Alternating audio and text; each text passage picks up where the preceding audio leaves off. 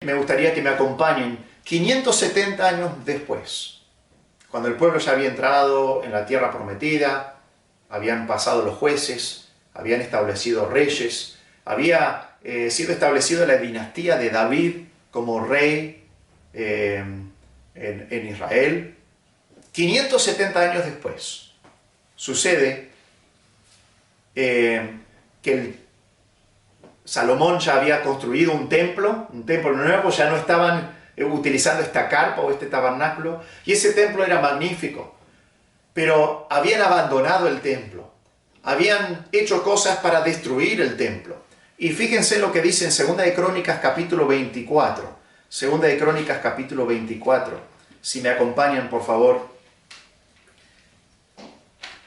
2 de Crónicas capítulo 24, 570 años más tarde, nos dice en 2 de Crónicas capítulo 24, versículo 7.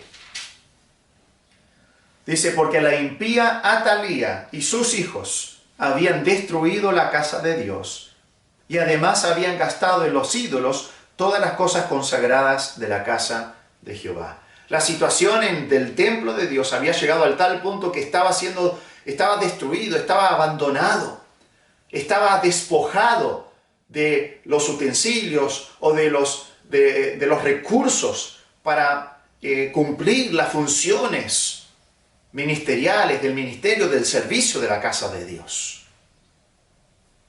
Y por eso había una necesidad de esta ofrenda. La ley, acá se promulga una ley relacionada al templo de Salomón. Eso unos 570 años más tarde, entonces, de la salida del pueblo de Israel de Egipto, durante el reinado de Joás sobre Judá, el templo de Salomón había quedado muy deteriorado. Y este joven rey, bajo la supervisión de Joiada, mandó a los levitas, que eran los sirvientes del templo, mandó a los levitas a hacer esto, a recaudar la ofrenda que Moisés, siervo de Jehová, impuso a la congregación de Israel para el tabernáculo del testimonio. Eso es lo que nos dice en el versículo 6. Dice, por lo cual el rey llamó al sumo sacerdote Joiada y le dijo, ¿por qué no has procurado que los levitas traigan de Judá y de Jerusalén la ofrenda que Moisés, siervo de Jehová, impuso a la congregación de Israel para el tabernáculo del testimonio? Entonces él había enviado a los levitas para que busquen esta ofrenda, pero no lo hicieron. Y llama la atención a Joiada, que era responsable de enviar a estos levitas, y le dijo, ¿por qué no lo han hecho? Entonces el rey determinó otra cosa. En vez de mandar a los levitas para buscar y recaudar este impuesto, este medio ciclo de todos los varones mayores de 20 años, hizo una caja y colocó esa urna o esa caja a la entrada del templo. Y todas aquellas personas que venían a Jerusalén podían traer esa ofrenda y depositarla en esa caja. Por eso dice en el versículo 8, mandó pues el rey a que hiciesen una arca, la cual pusieron fuera a la puerta de la casa de Jehová, e hicieron pregonar en Judá y en Jerusalén que trajesen a Jehová la ofrenda que Moisés, siervo de Dios, había impuesto a Israel en el desierto. Y entonces traían a la gente, y traían eso, y lo traían con gozo. Lo traían con gozo. Fíjense lo que dice en el versículo 10. Y todos los jefes y todo el pueblo se gozaron y trajeron ofrendas y las echaron en el arca hasta llenarla. Interesante, ¿no? Como una obligación, una ley impuesta, una responsabilidad puede también ser un privilegio que uno hace con gozo. Y eso es lo que es la experiencia cristiana. Ofrendar a Dios es una obligación moral, pero también es un privilegio. Y estas personas con gozo trajeron esa ofrenda, porque no solamente era una obligación, era una responsabilidad como judíos bajo la ley, sino que también era un privilegio participar en esta ofrenda para el servicio de la casa de Dios. Pero pasó el tiempo, 380 años después de Joás, sucede otra cosa. Ahora es otro templo, porque el templo de Salomón había sido destruido, el pueblo de Israel había sido llevado cautivo. Luego de 70 años de estar cautivo, muchos del pueblo judío habían vuelto a la tierra prometida, y habían reconstruido el templo en tiempos de Zorobabel. Luego años habían pasado y apareció Nehemías, que había venido de Babilonia. Y Nehemías ahí, si pueden buscar en Nehemías, el libro de Nehemías capítulo 10, se vuelve a cobrar este impuesto. Nehemías capítulo 10, versículo 32.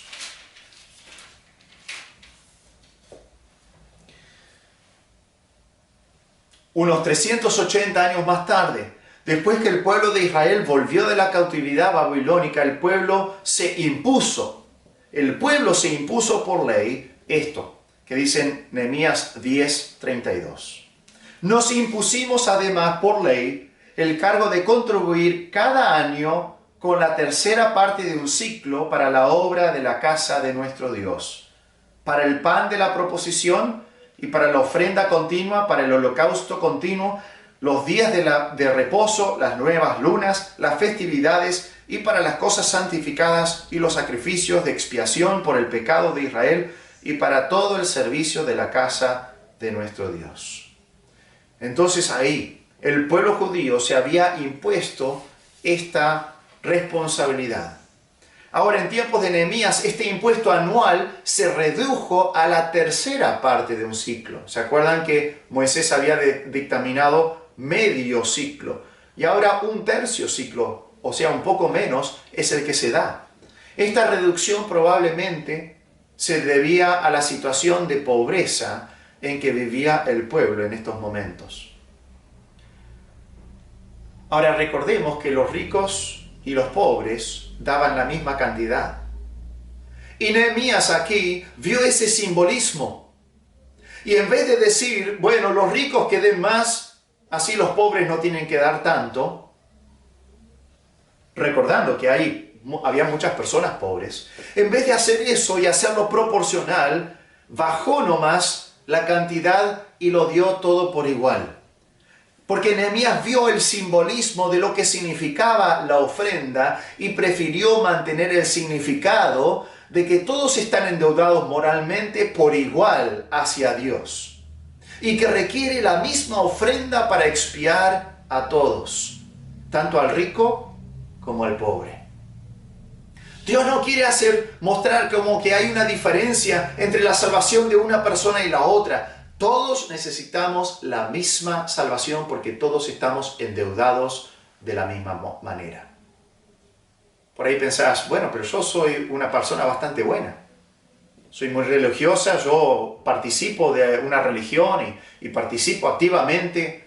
Yo no soy tan malo, yo no necesito una salvación tan grande como otra persona que está en las profundidades del pecado.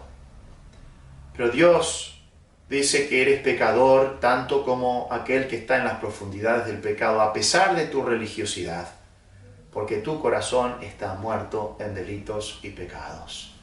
Y vos necesitas la misma salvación que necesita una persona que está en las profundidades del pecado, porque no hay diferencia. Así que Nehemías decidió reducir la ofrenda antes de convertirla en proporcional.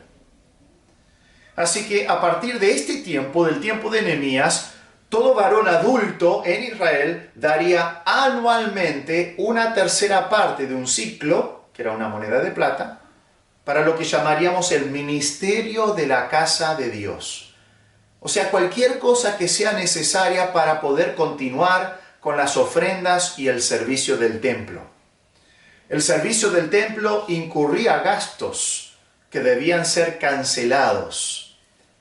Y esa cancelación se hizo aportando cada uno un impuesto anual.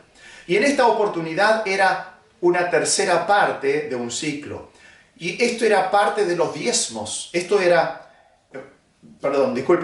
aparte de los diezmos. O sea, esta ofrenda para el santuario no era lo mismo que los diezmos. Era aparte de los diezmos, aparte de las primicias, aparte de los rescates de los primogénitos de las personas y aparte de las ofrendas de los primogénitos de los animales. Recordemos que en el templo habían muchos gastos. Habían sacrificios y ofrendas que se ofrecían cada día. Habían sacerdotes que ministraban en el templo diariamente y necesitaban alimentarse. Habían también cantores y porteros que servían diariamente, custodiando el lugar, abriendo y cerrando el templo, cantando alabanzas y dirigiendo a la congregación en alabanzas a Dios, que también necesitaban alimentarse y sustentarse. Habían gastos que incurrían el servicio del tabernáculo y del templo. Y Nehemías y el pueblo de Israel se comprometieron para no abandonar la casa de Dios. Y eso es lo que dice en el versículo 39.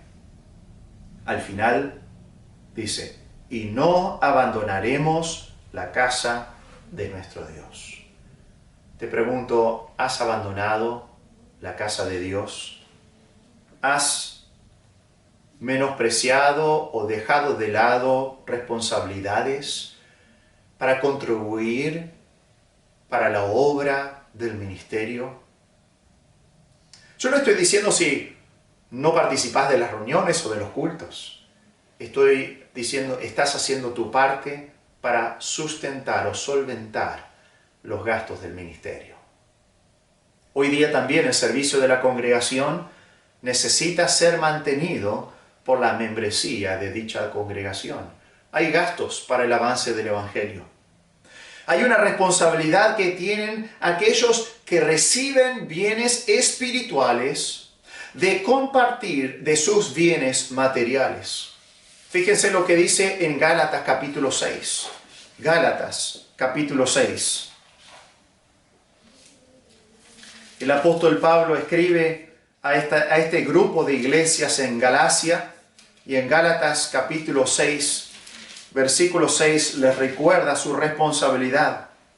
Le dice, el que es enseñado en la palabra, Gálatas 6:6, el que es enseñado en la palabra, haga partícipe de toda cosa buena al que lo instruye.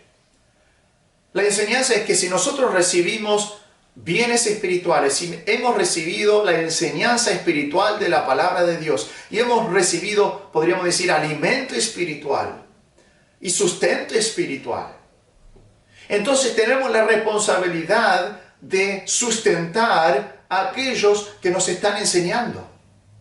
Tenemos la responsabilidad de contribuir con bienes materiales a aquellos que nos están instruyendo, porque se están dedicando a eso. Están poniendo todo su tiempo y su energía en alimentarnos espiritualmente. Y por eso la congregación tiene la responsabilidad de sostener y mantener a aquellos pastores o ancianos que se están dedicando por entero a la obra del Señor. Por eso Pablo dijo que aquellos ancianos que trabajan, ¿sí?, en esa enseñanza de la palabra son dignos de doble honor. Y Pablo nuevamente acá en Gálatas les recuerda lo mismo, la responsabilidad. Si yo recibo bienes espirituales, tengo que partir y compartir de mis bienes materiales también para la obra. El mismo principio se describe en 1 Corintios capítulo 9. 1 Corintios capítulo 9. El apóstol Pablo ahora a otra iglesia, la iglesia de Corinto, le dice así en el versículo 11, 1 Corintios 9, 11, si nosotros sembramos entre vosotros lo espiritual, es gran cosa si segáremos de vosotros lo material. Pablo está diciendo que él y Bernabé habían ido, él y otros habían estado sembrando la palabra de Dios y habían sembrado en la iglesia bienes espirituales, habían sembrado enseñanzas espirituales. Y ellos tenían todo derecho de esperar que sean remunerados o que sean de recibir el sustento diario por parte de la iglesia. Ahora, ustedes lean después en sus casas este contexto de este capítulo. Pablo estaba diciendo, yo no voy a usar ese derecho a pesar de que lo tengo. Yo no he exigido que me paguen. Y eso también la semana que viene vamos a ver un poco más en detalle. Pero la responsabilidad de la congregación es mantener a aquellos que están dirigiendo su congregación. Aquellos que se están dedicando de lleno, se están dedicando y están utilizando la mayoría de su tiempo para enseñar, para prepararse, para enseñar y para predicar y para alimentar a la congregación. Esas personas necesitan ser sostenidas por la congregación. No podemos, hermanos, abandonar la casa de Dios. Pero no solamente está la necesidad del sustento de aquellos que están sirviendo en la casa de Dios, pero también nos damos cuenta que hay otras necesidades de la casa de Dios: la luz, el gas, pintura para hermosear el lugar. Algunas veces de esto estamos hablando acerca de folletos o materiales evangelísticos, materiales de enseñanza que son necesarios para poder propagar el evangelio, que todo eso cuesta. Y como creyentes nosotros tenemos la obligación, pero también el privilegio de poder aportar para que la obra de Dios continúe. Así que, hermanos, nosotros necesitamos cumplir nuestras obligaciones para promover el avance de la obra del Evangelio. Y es una responsabilidad, pero, hermanos, es un privilegio, porque Dios ama al dador alegre. Y es un privilegio porque podemos ser instrumentos en las manos de Dios. Que aquellas cosas que Dios nos da, porque nos da en su gracia, quizás a través del trabajo y de otros medios, que nosotros podemos esfuerzo, pero Dios nos da para que nosotros podamos aportar para el avance de la obra del Evangelio, para que otros también puedan conocer a Cristo, puedan ser salvados y rescatados de su vana manera de vivir. Y podemos ser una pequeña parte de esa obra. ¡Qué gran privilegio! Te pregunto, ¿estás cumpliendo tu responsabilidad con el avance de la obra de Dios? Que el Señor nos dé su gracia para poder cumplir las responsabilidades que tenemos. Que el Señor los bendiga.